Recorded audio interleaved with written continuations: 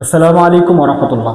আজ আমার প্রিয় মাতৃভূমি ভালো নেই। কুমিল্লার গোমতী নদীর বাঁধ ভেঙে বুড়িচং, ব্রাহ্মণপাড়া সহ কয়েকটি এলাকার বন্যায় কবলিত এবং কি নোয়াখালী এবং ফেনী দুইটি জেলাও বন্যায় কঠিন বিপর্যস্ত।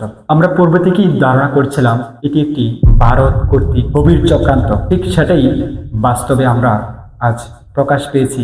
109টি বাঁধ খুলে দিয়ে ভারত প্রমাণ করতে চাচ্ছে এই বাংলাদেশকে ডুবিয়ে দেবে।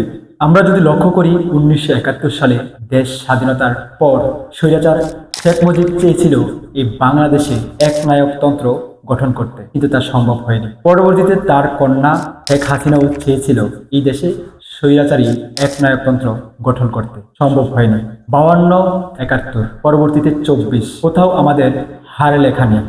ভিনদেশি শকুনের থাবা থেকে নিজের মাতৃভূমিকে রক্ষা করতে আমরা বদ্ধপরিকর, ইনশাআল্লাহ।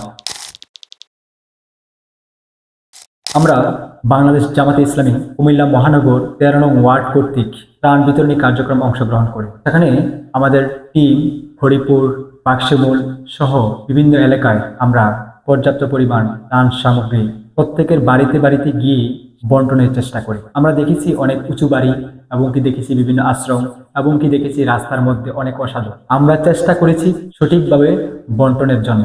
আমরা পানিতে ডুবে ডুবে পুকুরের মধ্যখানে বেলাবাসী চেষ্টা করেছি মানুষের মধ্যে সঠিকভাবে বন্টন করতে। যারা এখন ত্রাণ সামগ্রী বিতরণ করছেন তাদের প্রতি আমার একটি বিনীত অনুরোধ, সঠিকভাবে বন্টন করা অপরিহার্য। বর্তমানে ত্রাণ সামগ্রী বিতরণের চাইতে সঠিকভাবে বন্টন করা অত্যন্ত জরুরি।